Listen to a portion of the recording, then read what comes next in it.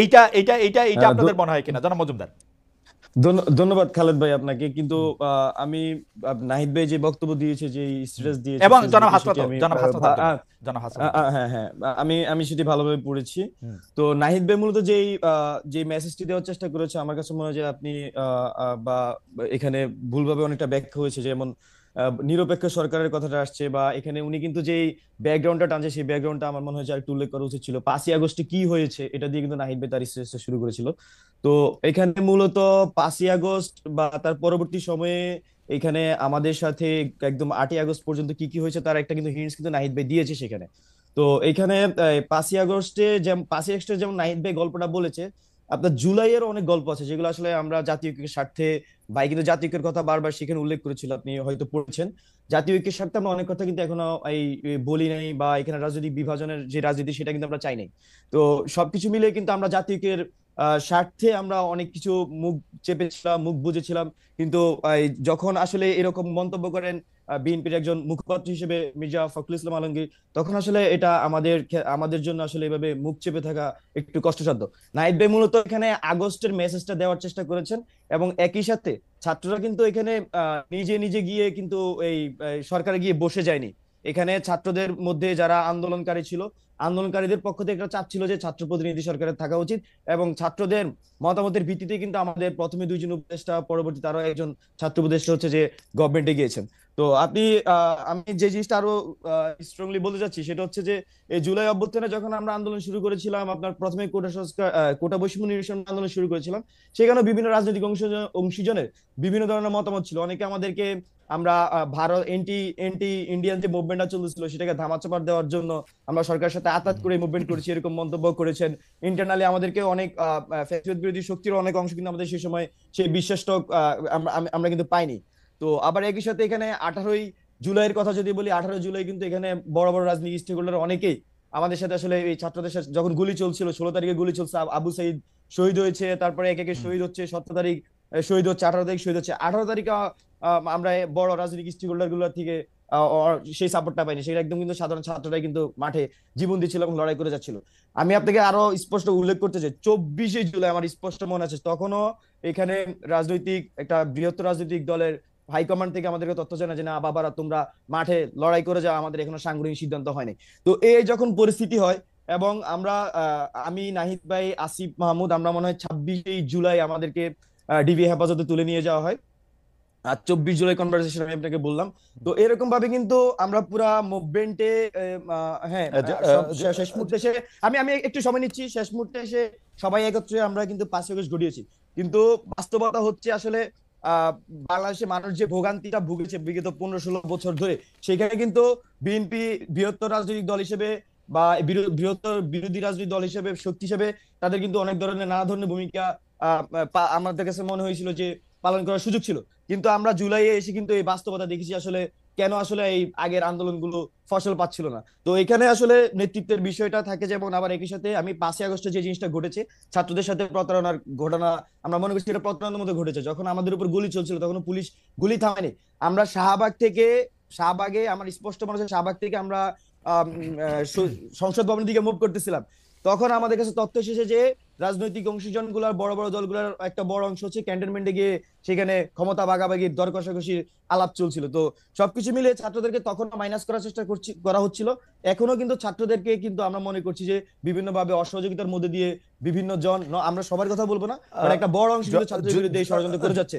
জি। জনাব নাহিদ মজুমদার, ভাই মূলত জনাব তার মজুমদার। আচ্ছা। নাহিদ ভাই মূলত ব্যাকগ্রাউন্ড টেনে, জি আমি একটু শেষ করি, নাহিদ হুম। ভাই মূলত তার ওনার ব্যাকগ্রাউন্ড টেনে, আন্দোলনের ব্যাকগ্রাউন্ডে খুব শর্ট আকারে বাই টেনেছে, টেনে মূলত তার এই রাজনৈতিক যে বাস্তবতা বা বাংলাদেশের যে বাস্তবতা সেটা জনগণের সামনে নাহিদ ভাই কিছুটা উপস্থাপন করার চেষ্টা করেছে। জনাব মজুমদার, আমার দুই তিনটা প্রশ্ন আছে, আপনি যদি এক এক করে আপনার বক্তব্য থেকে আপনি বলেন। যে আপনি জুলাই আগস্ট আন্দোলনের কথা বলছিলেন যে বড় বড় রাজনৈতিক দলগুলো আপনাদেরকে মাঠে থাকার কথা বলে তারা বাইরে ছিল, সেই ক্ষেত্রে আমরা কি ধরে নিব যে রাজনৈতিক দলগুলোর সমর্থন আপনারা পান নাই?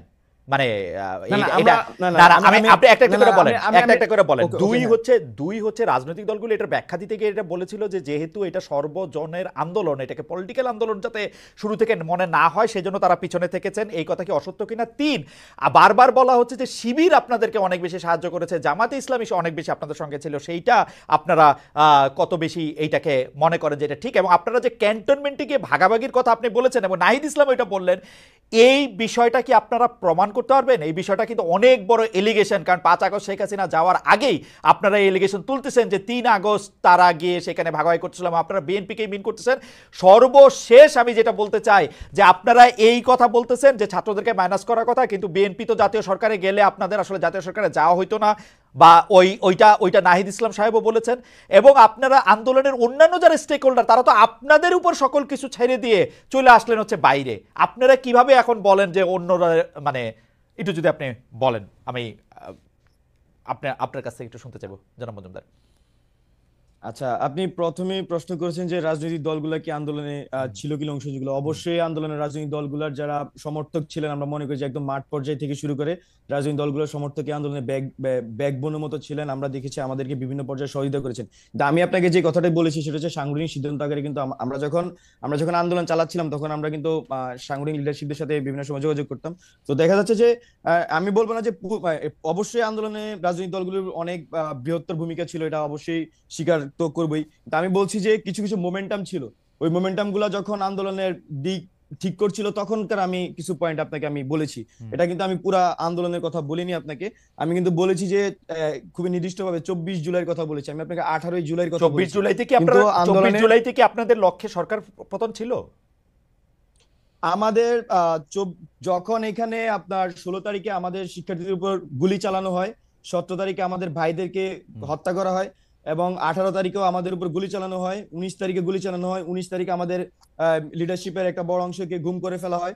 তো তার পরবর্তীতে আমাদের কাছে কিন্তু বিষয়টা ক্লিয়ার হয়ে গেছিল, এবং 19 তারিখে গুম হওয়ার যে প্রেক্ষাপটটা ছিল যে তৎকালীন যে ফ্যাসিস্ট গভর্নমেন্টের আপনার আইনমন্ত্রী ছিলেন, উনি তো আহ্বান করেছিলেন যে ছাত্রদের সাথে বৈঠকের, কিন্তু আমরা কিন্তু তখন খুব স্পষ্টভাবে জানিয়েছিলাম যে গুলির সাথে সংলাপ নয়। সেই প্রেক্ষিতে দেখা যাচ্ছে যে আমাদের লিডারশিপের একটা অংশকে কিন্তু তখন গুম করে ফেলা হয়, এবং আমরা কিন্তু তখন সরকার, আমাদের কাছে বিষয়গুলো ক্লিয়ার হয়ে যায় যে জি হ্যাঁ আপনার আমরা কিন্তু আপনার ক্লিয়ার হয়ে সরকার গিয়েছিলাম। সরকার হ্যাঁ সরকার আমাদের সরকার সরকার, পতনেরই আন্দোলন করতেছিলেন 24 তারিখ। জি জি 24 তারিখে আমরা সরকার পতন আন্দোলনে ছিলাম মেন্টালি, আহ, এবং জনগণ আমরা মনে করছি যে 24 এবং এই তারিখে সময় সরকার রাজনৈতিক পতন দলগুলি, আন্দোলন ছিল। এই সময় রাজনৈতিক দলগুলি আপনাদেরকে আসলে এইটা বলার বা বোঝানোর পরও তারা আপনাদেরকে সহযোগিতা করে নাই, এইটা আপনারা মিন করতেছেন? আমি বলবো যে রাজনৈতিক দলগুলোর যারা সমর্থক এবং সাংগঠনিক দায়িত্ব ছিলেন বিভিন্ন পর্যায়ে, তারা আমাদেরকে যথেষ্ট সহযোগিতা করেছেন, তারা মাঠের মধ্যে সেই কাজটি করেছেন, কিন্তু আমরা নেতৃত্ব পর্যায় থেকে আসলে গ্রিন সিগন্যাল পাইনি, যেটাকে আসলে গ্রিন সিগন্যাল আকারে আমরা বলছি, সেটা কিন্তু অবশ্যই আমরা অগাস্ট মাসে গিয়ে কিন্তু আমরা সেটা পেয়েছি। সেটা এই একটা আমরা ইসে এসেছিলাম, আপনারা মনে করছেন যে এটা জি জুলাইতে পেলেই ভালো হতো? জুলাই, হ্যাঁ এটা কিন্তু 18 জুলাই যদি আমরা পেতাম হয়তো আমাদের মানে আমার এটা অগাস্টের যে যাওয়া হতো না আর কি, আমরা যেটা মনে করছি অগাস্টের 5 তারিখ লাগতো না, সেটা আরো আগে হওয়ার সম্ভাবনা বা সুযোগ ছিল। এই সময় রাজনৈতিক দলগুলো একটা হালুয়া রুটির ভাগে ছিল সরকারের সাথে। না না আমি সেটা স্পষ্ট না, তবে আমাদের কাছে যে তথ্য ছিল আমি সেটা আপনাকে উপস্থাপন করার চেষ্টা করেছি খুবই শর্টলি।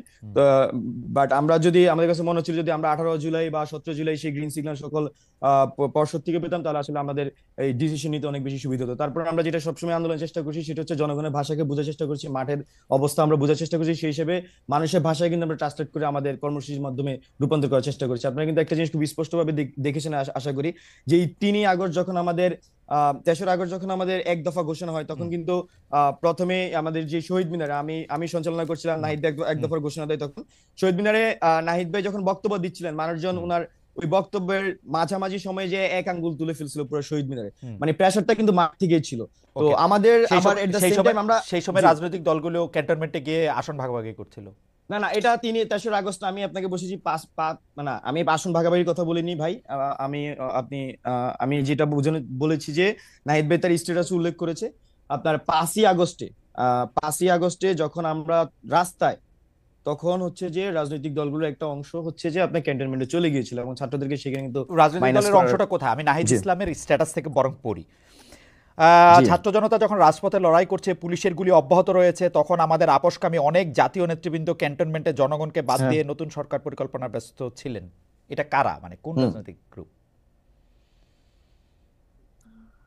এখানে আপনার বিএনপি? ক্যান্টনমেন্টের ক্যান্টনমেন্ট এখানে তো আমি আমার তো বাহিনী মনে আসছে না, তবে বিএনপি প্রতিনিধি ছিল। তারপর হচ্ছে যে আরো বেশ কয়েকটি দলের প্রতিনিধি ছিল, যেখানে ছাত্রদেরকে তিনজন বা চারজন সমন্বয়কের নাম তখন আমরা স্কুল দেখছিলাম, কিন্তু তারা আসলে ছাত্র সমন্বয়ক ছিলেন না। বা আমাদের যারা নেতৃস্থানীয় ছিল কাদের সাথে আসলে তখন ওই যোগাযোগটা হয়নি। তো এই বিষয়টি আসলে আমাদেরকে তো এই সময় শিবির, মর্মাহত করেছে। এবং জামাত শিবিরের